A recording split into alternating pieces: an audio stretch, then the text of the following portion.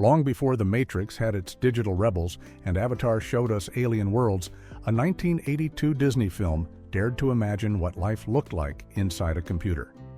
Tron was so far ahead of its time that the Academy thought it cheated. Disney animators refused to work on it, and its arcade game actually made more money than the movie itself. From Biblical Pac-Man cameos to a cinematographer who nearly shut down Burbank's power grid, the making of this neon-soaked masterpiece is even stranger than the digital world it portrayed. Here are 15 weird facts you didn't know about Tron. Fact 1. The Academy disqualified it for cheating with computers. When the 1983 Academy Awards rolled around, Tron seemed like an obvious lock for a Best Visual Effects nomination. The film had pushed the boundaries of what was visually possible in cinema, creating a glowing digital world that audiences had never seen before. But when the nominations were announced, Tron was nowhere to be found in the visual effects category. What happened was one of the most infamous snubs in Oscar history, and it came down to a fundamental misunderstanding of how the film was actually made. According to the people who worked on Tron, the Academy of Motion Picture Arts and Sciences felt that using computer-generated imagery was essentially cheating. Director Steven Lisberger later explained that the Academy thought his team had taken an unfair shortcut by letting computers do the work. The irony was almost painful because Tron's visual effects were anything but easy. In reality, only about 15 to 20 minutes of the film's runtime consisted of actual computer-generated imagery. The rest of that iconic glowing aesthetic came from painstaking, frame-by-frame backlit animation techniques that had been used in traditional filmmaking for decades. Animator Bill Croyer, who worked on the film, recalled what happened when the Academy's visual effects branch screened Tron. These were some of the world's top visual effects artists, and they looked at the footage completely baffled. The imagery was so unlike anything they had ever seen that they couldn't figure out what they were looking at. According to Croyer, after the presentation, there was an awkward silence until one voter finally raised their hand and asked what kind of camera they used to shoot it. That question revealed just how confused the Academy was about the technology. The snub was particularly cruel, considering that E.T., the extraterrestrial, ended up winning the award that year. Decades later, director Joseph Kosinski of Tron Legacy pointed out the fascinating irony. The original Tron was disqualified for using computers, when today, nearly every major film relies heavily on computer-generated effects to win that same award. Fact 2. The arcade game financially crushed the film. When Tron hit theaters in July of 1982, it managed to pull in a respectable $33 million at the domestic box office, which wasn't exactly what Disney had hoped for, but certainly wasn't a disaster either. However, just a few months later, something completely unexpected happened that would forever change the relationship between movies and video games. The Tron arcade cabinet, released by Bally Midway around the same time as the film, didn't just succeed. It absolutely demolished the movie's earnings in one of the most ironic twists in entertainment history. By the end of 1983, the arcade game had generated an estimated $45 million in revenue, easily surpassing what the film made in domestic theaters. Some industry analysts even suggest the game pulled in anywhere from $100 to $200 million when you factor in the quarters that players pumped into machines across the country. To put this in perspective, the game didn't just beat the movie, it crushed it, becoming one of the very first times in history that a video game adaptation earned more money than its source material film. The Tron arcade cabinet wasn't your typical coin-operated machine either. Bally Midway created something special by packing 4 different mini-games into one cabinet, letting players choose which challenge to tackle first. There was the iconic Light Cycle game where you tried to trap opponents in a digital grid, a tank battle stage, the IO Tower maze with grid bugs, and the MCP Cone Challenge. The cabinet itself was a stunning piece of design work featuring special backlighting that mimicked the film's glowing neon aesthetic, complete with a translucent blue joystick that made players feel like they were actually inside the grid. Industry publications like Electronic Games magazine recognized the phenomenon by awarding Tron the title of Coin-Operated Game of the Year.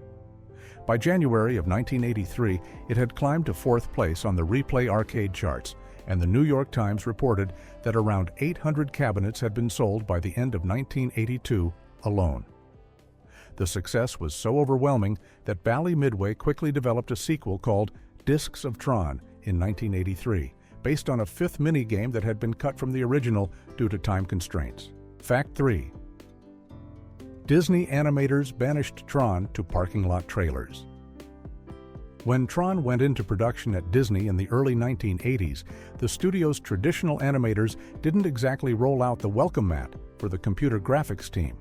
In fact, they actively refused to work on the project and made sure the Tron crew knew they weren't welcome in the main animation building.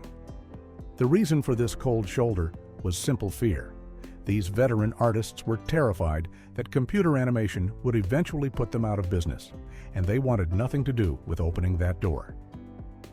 Disney's established animators held the computer graphics work in such contempt that they wouldn't even let the Tron team use proper studio space. Instead, the entire production crew was relegated to working in temporary trailers set up in the Disney studio parking lot. According to animator Chris Wedge, who worked on the film, the company's traditional animators thought Tron was just computers making effects automatically and didn't consider it real animation at all. The Disney Animation Studios offices remained off-limits to the people creating what would become one of the most groundbreaking visual effects films of the decade. Looking back, the traditional animators weren't entirely wrong to be worried about their future. Just over 2 decades later, Disney closed down its hand-drawn animation studio as computer-generated imagery took over the industry. The technology that the Tron team pioneered in those parking lot trailers would eventually transform not just Disney, but the entire animation industry. Ironically, it was John Lasseter, a former Disney animator who worked on Tron, who eventually helped bring hand-drawn animation back to the studio years later after co-founding Pixar. The whole situation reveals just how controversial and threatening Tron was to the established Hollywood system at the time. Even the studio producing the film had serious internal conflicts about whether computer animation represented the future of filmmaking or the end of traditional artistry. The parking lot trailers became an unintentional symbol of how revolutionary and divisive Tron really was during its creation. Fact 4. Jeff Bridges became addicted to on-set arcade games. Making a movie about video games presented a unique challenge for director Steven Lisberger and his team. How do you get actors to understand and embody the digital world they were supposed to be trapped inside?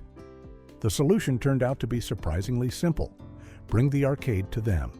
The production team decided to place actual arcade game cabinets directly on the Tron set, allowing the cast to play during breaks and downtime between takes. The idea was that by immersing themselves in the world of Pac-Man, Space Invaders, and asteroids, the actors would naturally develop a feel for the fast-paced, high-stakes environment their characters were experiencing inside the computer mainframe. What nobody anticipated was just how seriously Jeff Bridges, who played the lead role of Kevin Flynn, would take to this method acting approach. Bridges didn't just casually play the games during lunch breaks.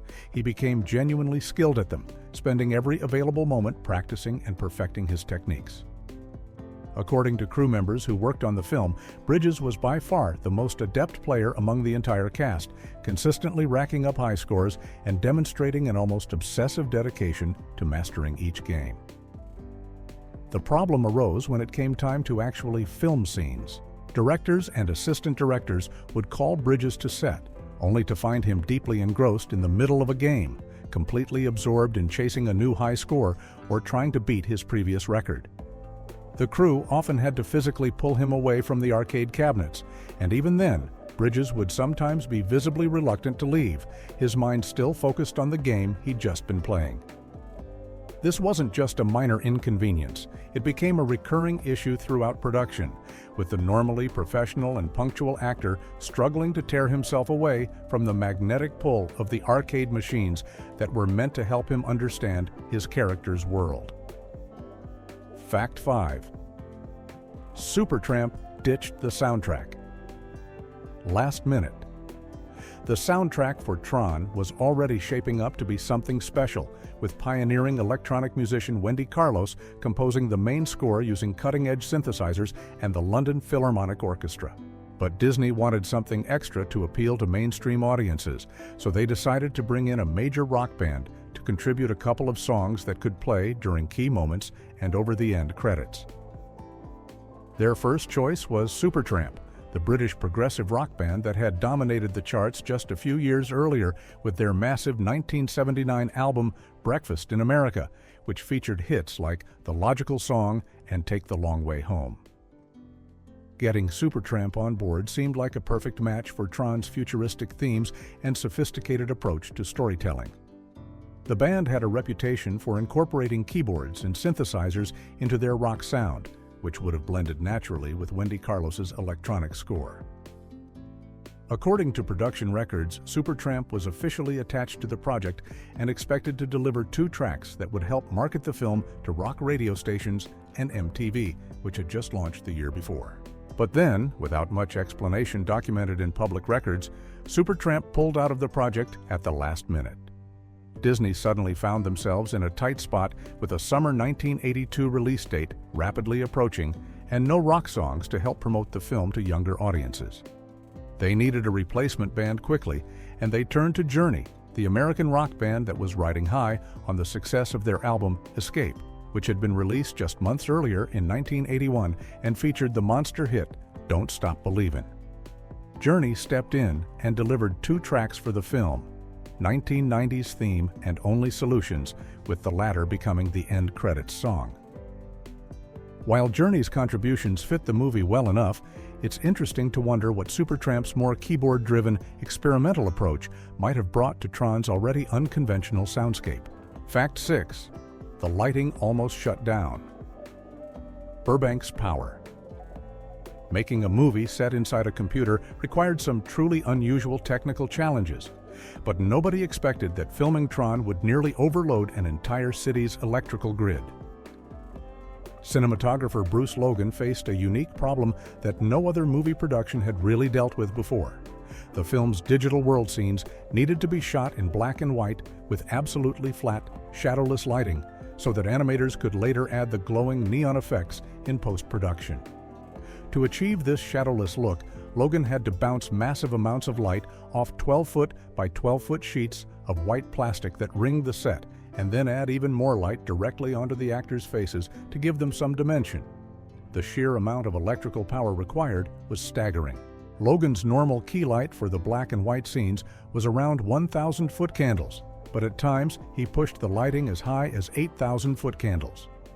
To put that in perspective, a typical office or classroom might have lighting around 50 to 100 foot candles, so Logan was working with roughly 80 times more light than a normal indoor space.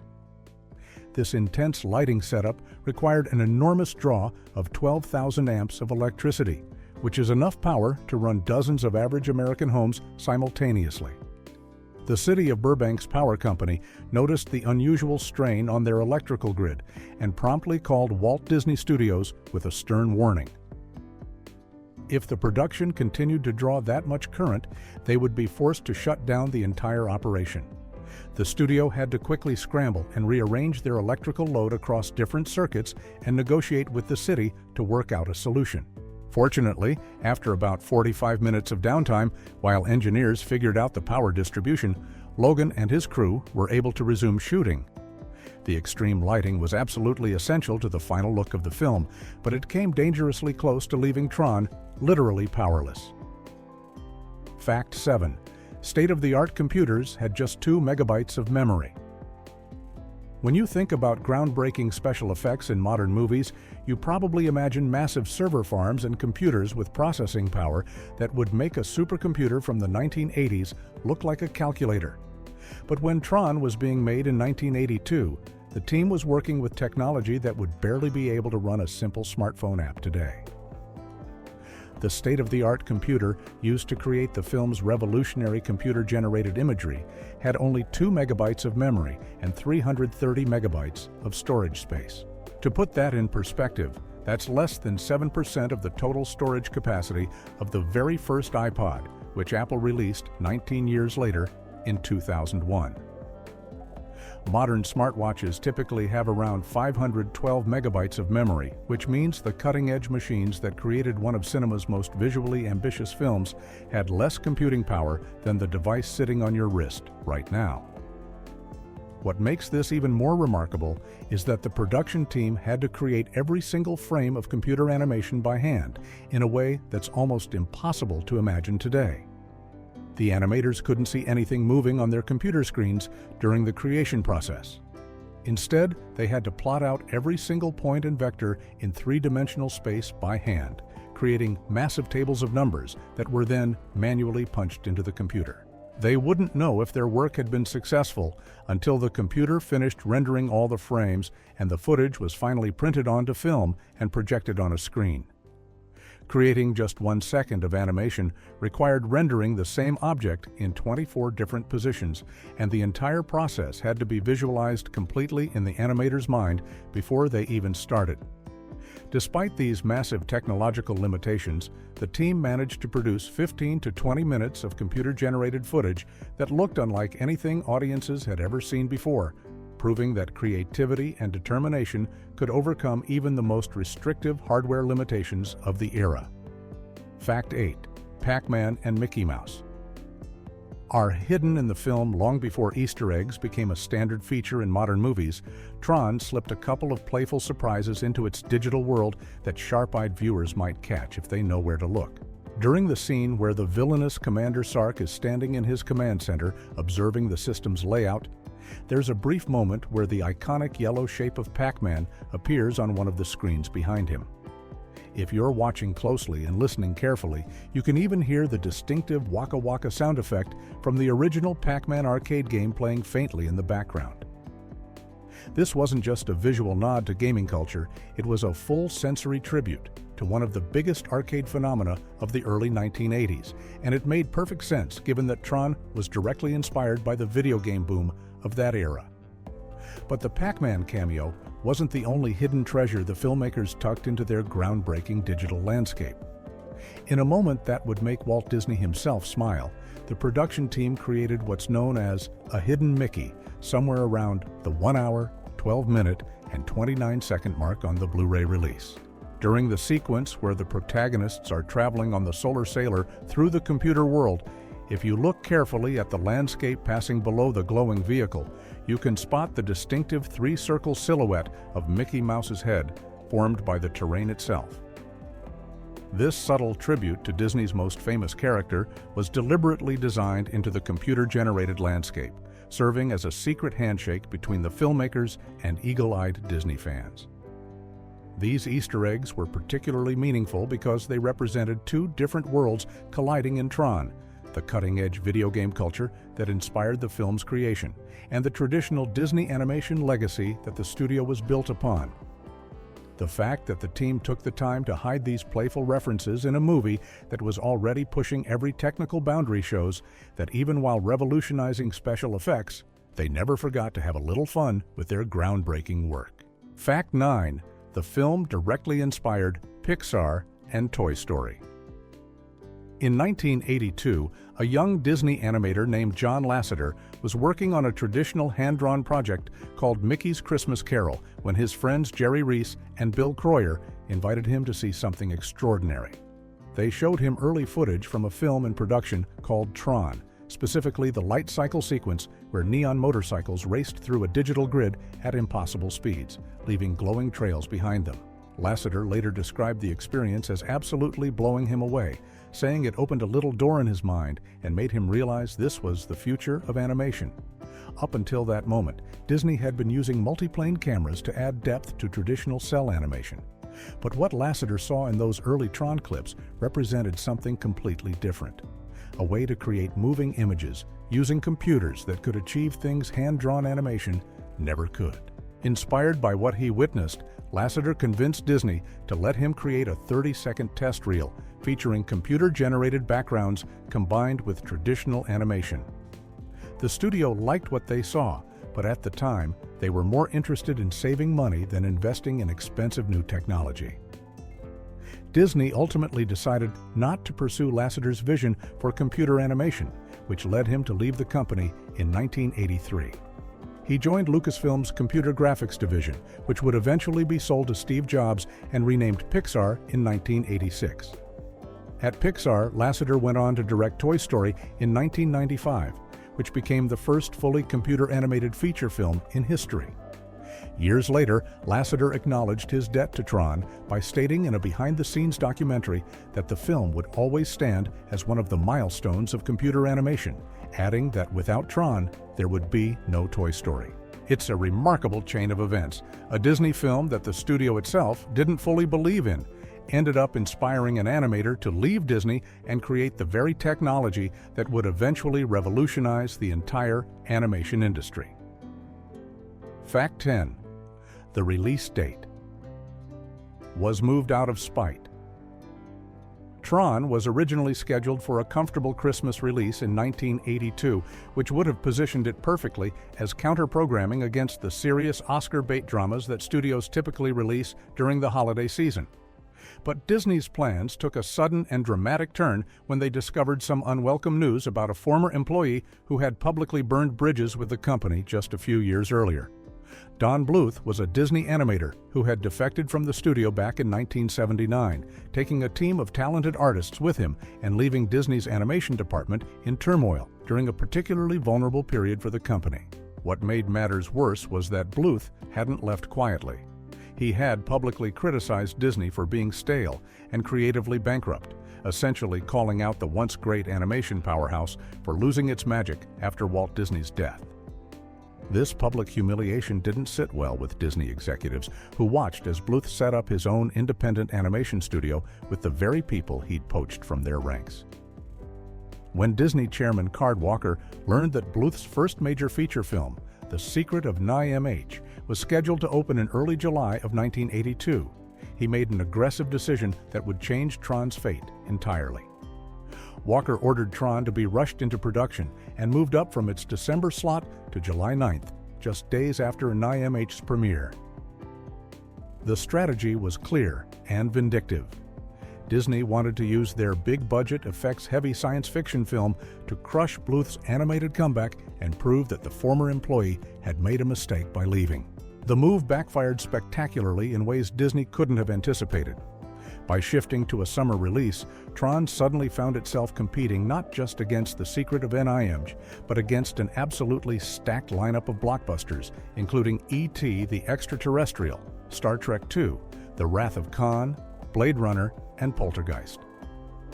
The Secret of NIMH ended up making $14 million, while Tron brought in $33 million domestically, so Disney technically won the grudge match. However, neither film was considered a runaway hit, and Tron's performance was labeled a disappointment given its $17 million budget and the enormous potential Disney had seen in the project. The studio's desire for revenge against a former employee had inadvertently doomed their groundbreaking film to get lost in one of the most competitive summer movie seasons in cinema history. Fact 11. The Bit character technically shouldn't exist. One of the most charming characters in Tron is a tiny floating geometric shape called Bit that follows Kevin Flynn around during his adventures in the digital world. The character communicates in the simplest way possible, responding to questions with only two answers: a cheerful yes or a firm no.